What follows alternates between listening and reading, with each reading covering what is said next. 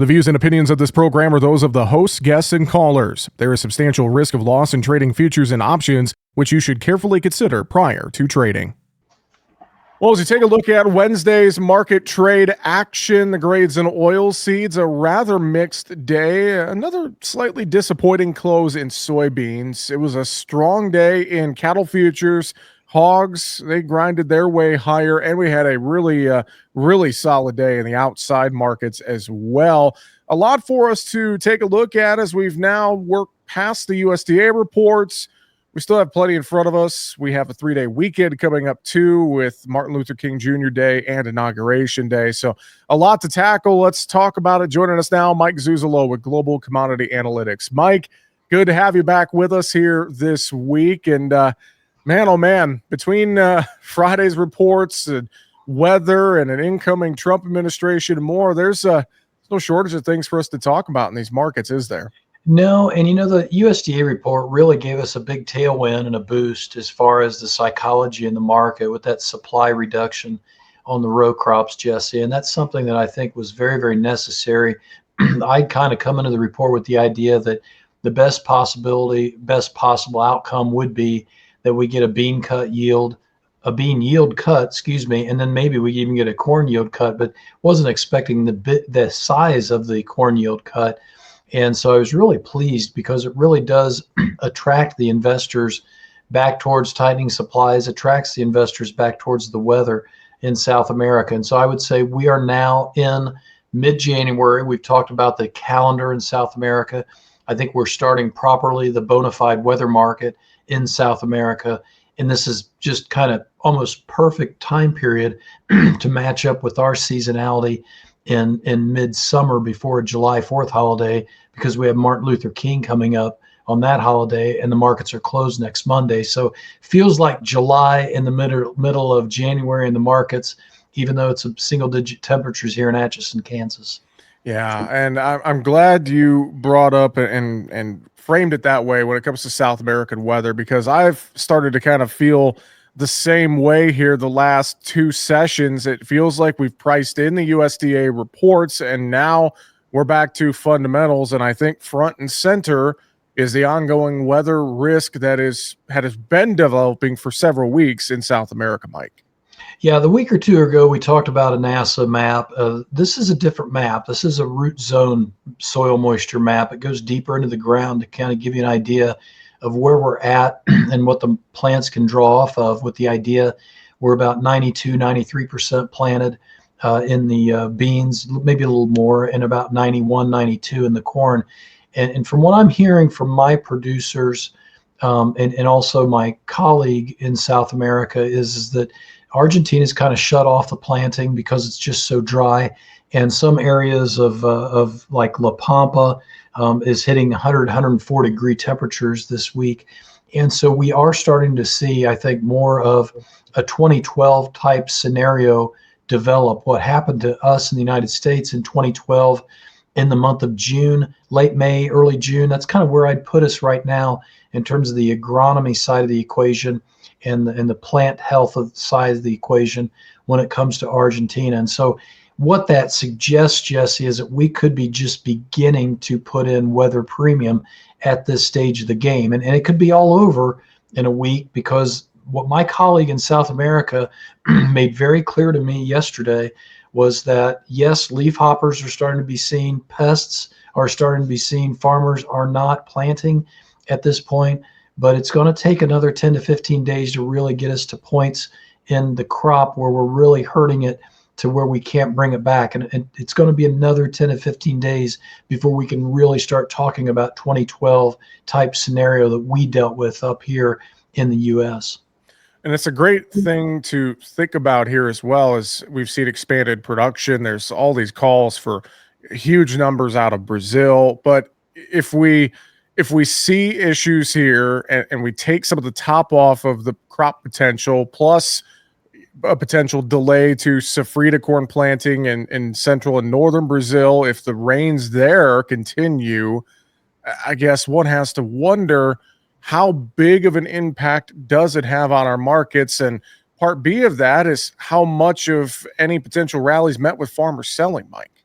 Yeah, and I think the farmer selling is probably peaking right now, would be my guess, based upon what I've issued as far as text recommendations to clients and subscribers, and also just anecdotal conversations I've had with clients and with the subscribers, and with area elevators that I've talked to, and with in the past week or so.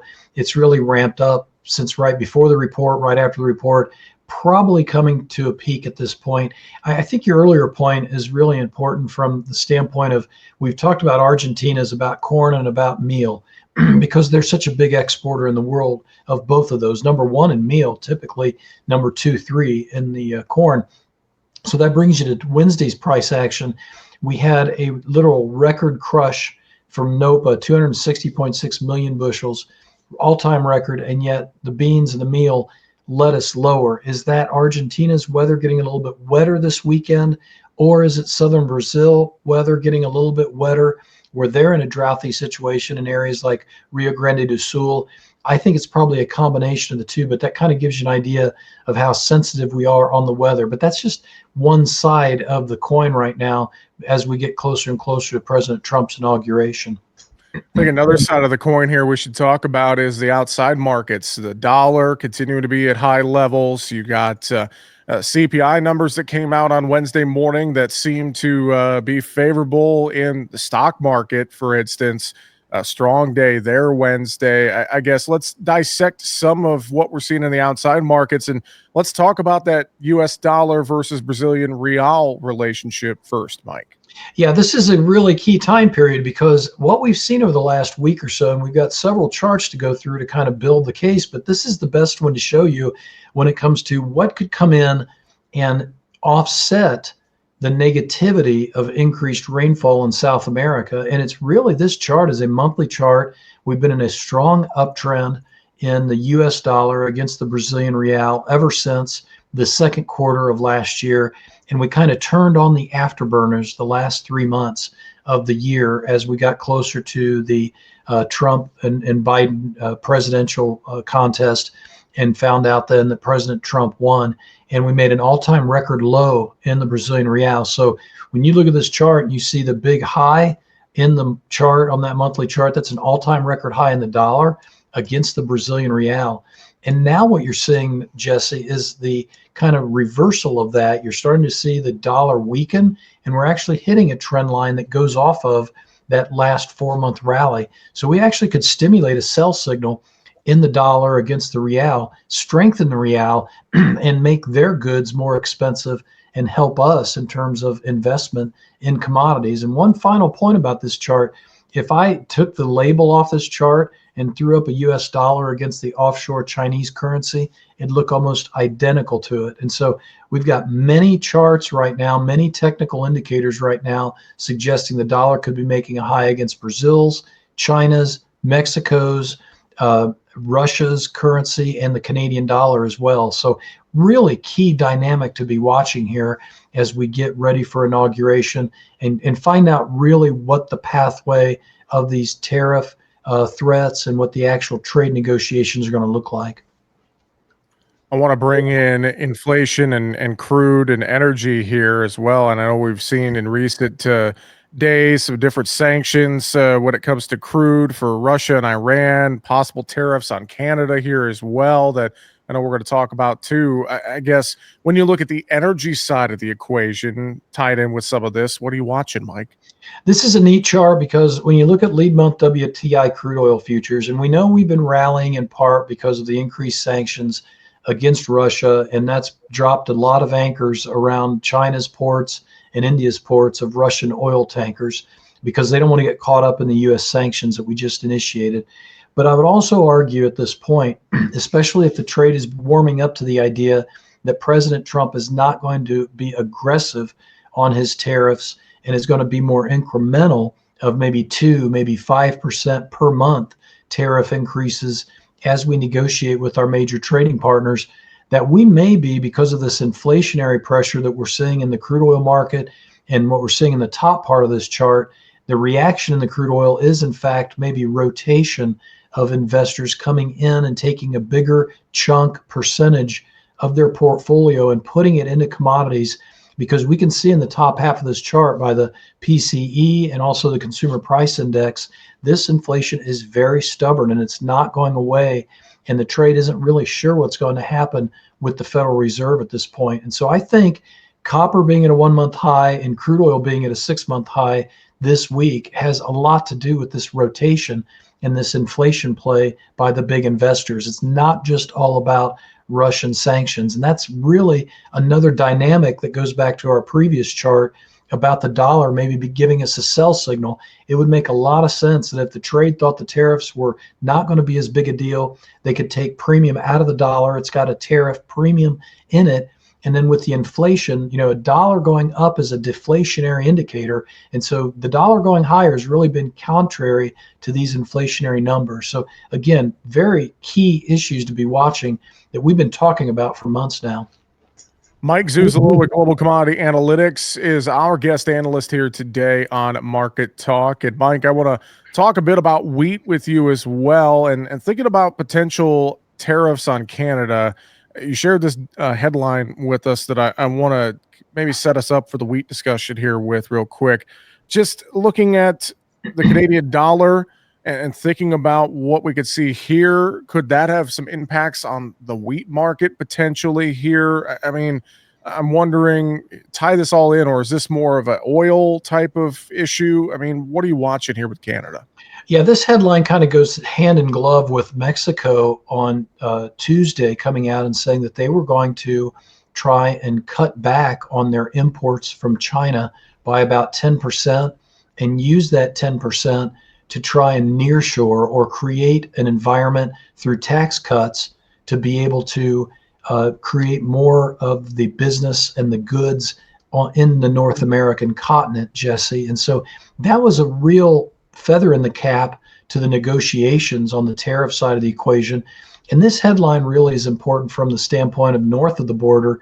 The Canadian dollar has been strengthening for a third day in a row this week. And it just kind of lays the groundwork better in terms of physical, anecdotal news, high frequency information that we can look at and say, hey, maybe what Mexico's doing and the fact that the Canadian dollar is strengthening is indeed giving the market kind of a sigh of relief when it comes to how nasty the tariff conversation could be when President Trump takes office. And so it just kind of, I think, glues together a lot of the things that we're talking about that kind of are sometimes hard for the viewer or the listener to really get their hands around and get their mind around. Okay. Talk to me a little more about wheat. I'll pull up these charts as well. And this is looking at WTI crude oil versus SRW futures. We're looking at a correlation here, a 6-week correlation. And again, I know this is a chart we looked at before, but even with my eye, I could see some fairly strong correlations and dynamics between these two markets, Mike. Yeah, and this is the cap of the analysis that I do, and this is why my clients and subscribers sign up with me, Jesse, is because I lay out groundwork like we talk about, but now the proof is in the pudding, so to speak. If my analysis is right and the dollar gives a sell signal, the crude oil's already made its move, then soft red wheat should be right there, and that should be the last domino to fall, and that's what's been holding back the corn market. Why are we only roughly 9-10 cents higher on the week right now after such dry weather in Argentina and that report last week? Well, clearly we factored in a little bit of the report, but I would argue that's because the wheat corn spread is stuck at 60-70 cents and the wheat is pulling down the corn potential at this stage. So what I'm going to be looking at a week from today when we talk, we're going to look at this chart again and we're going to see, did the crude oil top and go lower because bad tariff news came out and the dollar revved its engines again, and everybody came back in and bought it and took it to new record highs again against the Brazilian currency? Or did we see the soft red wheat finally break out of a major wedge formation that's been forming for many, many months? Well, and one more wheat chart here, and you mentioned that wedge formation. Pretty clear to see this on the SRW monthly chart here, breaking this down a little bit more. Pretty clear kind of wedge pattern here that's really been forming over the last several months, Mike. Yeah, as we talked about, that's just a big spring. That's just a big coil. The market has been taking in tighter and tighter ranges. I think we talked about last week or a couple weeks ago how the wheat in the weekly charts had not had much more than a 30-cent range going all the way back to November. Well, look at the size of this wedge. I mean, it goes all the way back to 2016, 2017. So it's a massive wedge. And I expect something from this wedge to develop. In other words, a new trend to develop, especially if it is complemented or as a consequence of the US dollar changing trend as well. So what I'm building the case for here, Jesse, is that even if it rains, yeah, maybe the corn and beans have a setback, but is that going to be actually a dip to buy in anticipation of another leg higher because of other macro outside commodity forces and this rotation into hard and soft commodities? And I think it's a question more than it is a statement right now, but I think we got to be forward looking and watch out for it. Let's talk the cattle trade, and futures had a solid day higher Wednesday. And I think, as many folks have been expecting, we were waiting to see at least some initial cash business develop. And we started to get that Wednesday in the South. And, here we go again, more strong gains in futures. We've been setting record cash prices.